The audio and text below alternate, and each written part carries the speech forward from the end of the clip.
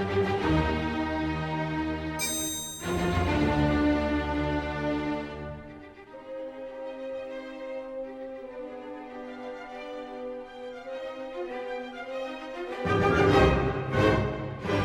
everybody, and welcome back to Tales of Woe. I am your humble host, Tim, and today we're going to be talking about a story from the current campaign that I am in. This story involves Aurora getting trapped in the Temple of the Mad Mage, or the Dungeon of the Mad Mage, I should say, and literally the first 15 minutes of that game, or at least like the first session of that game. I just finished coming out of the Descent into Avernus and was still really jonesing to keep playing as Aurora, and I answered a ad on Facebook for a campaign that had lost some players that needed some new blood. So I thought this would be a good way just to get Aurora back into the game, as it were. And so the plot line was, at least for getting him into the Mad Mage, is that after dealing with the descent into Avernus and returning back to Baldur's Gate, he and his companions went off to the city of Candlekeep. And while there, Aurora gets involved in some sort of weird experiment, and being the one that wishes to always jump in with something brand new, gets caught in a weird teleportation experiment and sucked into the Dungeon of the Mad Mage by Hallister Blackcloak. And thus the adventure begins. And literally there's almost no background for Aurora within this storyline, because I got jumped into this story really damn quick. Because what I was expecting when I came into this campaign was to, meet up with everyone, and then, the DM would have like a bit of a preamble, and then, they'd meet up with me. I was like, oh, hi guys, how you doing? Nope. None of that whatsoever. Literally, game one, day one, minute one, all the other players are there. So, right, so you guys are heading off to kill this witch, and suddenly, boom, there's this bard character, and Aurora says, what? Who? How did I get here? I say, oh, hey there, you look like an adventuring sort. Do you want to come help us kill a witch? And so Aurora's like, yeah, okay, sure, that sounds fine. No idea what I'm doing here, but okay, sure. And so we're off, charging into battle behind a bunch of were-rats, an incredibly overzealous cleric, and my companions for this particular tale was a rogue drow named Percy, Pazzo, a tiefling artificer, and Jermaine, a rogue warlock. Who is, I don't mean a rogue warlock, I mean a warlock slash swashbuckling rogue. And these guys are like, yep, come on, new guy, off you go. And so Aurora's, completely out of his element here, but not unwilling to be part of this adventure. And it was kind of weird, because I've heard of Adventurers League games where people, just like, no, you're just there now. And I wasn't expecting that to be the case at all, but it certainly wakes you up and gets you ready to play some D&D when that happens. So, we go barreling into this castle, and strangely enough, I don't realize that I'm actually in Undermountain, because the area that we're in is actually a artificially created forest with artificial sky and everything. So I think I've just been transported somewhere into a jungle somewhere else on the planet. So we charge into this ruined castle, and the cleric NPC character literally just kicks down the door and says, all right, witch, your time has come, and he starts ripping into a giant tree ant that's in the center of the main hall of this place, and the were-rats leap in and they're hacking away at it too. By the time we get there, the tree ant is already dead and he's already on the next floor. So we almost don't need to have any part in this particular adventure. And the DM, as we're walking along, keeps on saying that we notice the branches and the twigs on the ground are being strange. And while we're waiting in the lower level with the dead tree ant, we notice that the twigs spell out the words, help, free me, and then point in a direction. So Aurora goes, I think these guys have got this. Should we go check this out? And everyone goes, yeah, okay, sure. So we go off through the woods, following the twigs, and we find another small wrecked castle, which contains a dragon with a sword sticking out of its head. And this dragon is incredibly friendly.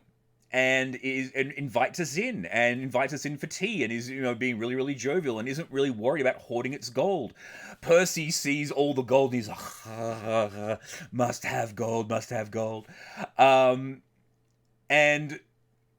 he also sees the sword in his head, and and through conversation we find out that the sword is actually sentient and has taken control of the dragon. So the sword got jammed into the brain of this dragon and has taken it over. And so we're not conversing with the dragon, we're conversing with the sword. And the dragon is the one asking us to free it. And Aurora, being the good-natured sort, thinks, okay, well, imprisoning a creature against its will, taking over its mind, not a good thing. Been there, don't enjoy it. And Percy and everyone else is like, we're just here for the gold. So Percy devises a plan where he's going to talk to this dragon, and then when it's not looking, he's going to yank out the sword like Arthur and the stone. But as the conversation goes on, Aurora's there backing him up with some bardic inspiration and whatnot, and it's just taking forever. And so my thinking is, well, I guess I better prove myself to these people if they're going to be my new companions. And so while Percy's distracting the dragon, I rip out the sword. And the DM then sends me a message getting me to make a wisdom save, which I fail. And he promptly informs me that I have now been possessed by the sword, but the sword doesn't want my friends to know this. And so now I'm playing this sword by the name of Terralui, I think is what we ended up pronouncing it. I don't know what the actual name of how to pronounce the actual name is of this sword, but I'm now playing Terralui inside Aurora's body, trying to devise a way basically to get back inside the dragon, because he was happy inside the dragon. And then the dragon, thank you for freeing me. Put back all the gold you have taken. That is none of yours. By the way, that druid at the end of the grove that you were attacking, I can't kill her myself, but you look like the sort that would be willing to kill a witch. Someone goes, oh yeah, we're going to be doing that anyway. And Aurora, as Terralui, is like, yeah, okay, sure, we'll go and do that. And so we trek all the way back to... We have to trek all the way back to the witch, to the druid's location, and when we get there, we find out that the were-rats have been completely and totally destroyed in our absence. Unfortunately, the druid had spells and weapons that were capable of injuring the were creatures, whereas the tree ant didn't, which was why it got completely destroyed by them. And when we get there, Terralui, it says, all right, well, you guys go on ahead, and the fight is immediately on, and everyone is attacking. And the way that I play it is that I put Terralui on my shoulder, and then I actually fly up to the drow and just say, maybe we can have a talk, because the druid knows the sword and is friends with the sword. And so I'm trying to play this as cool as possible, trying to negotiate a win condition for everybody, and basically say, look, the dragon wants us to kill you, but you don't want to kill the dragon, or at least I want to be back inside the dragon. So how about we work out a situation where we say that we're going to kill you, the dragon shows up, we stick me back at its head, and everyone goes their separate ways. And the druid is willing to agree to this. The party does not know the ulterior motive, then the fight is on. And so we set up a location, we look like we've killed the dragon, we signal the dragon comes in for the finishing blow, and then everyone jumps on the dragon, hit. It's only a young green dragon, I believe, so it's not it doesn't have that many hit points. And we also have Percy, whose rogue class is assassin, and so when one round of combat, this dragon is like nearly dead, because we managed to get really good initiative rolls plus the sneak attack, the surprise round. And so right for the killing blow, I put the sword back in the dragon's head. The dragon's like, yes, I'm back. And then Jermaine, boom, final blow, kills the dragon. I was like, crap. And Aurora's like, okay, I'm back. It's like, oh, shit, man, I'm so sorry. Here, let me help you out. I'm now possessed again. Damn it. And so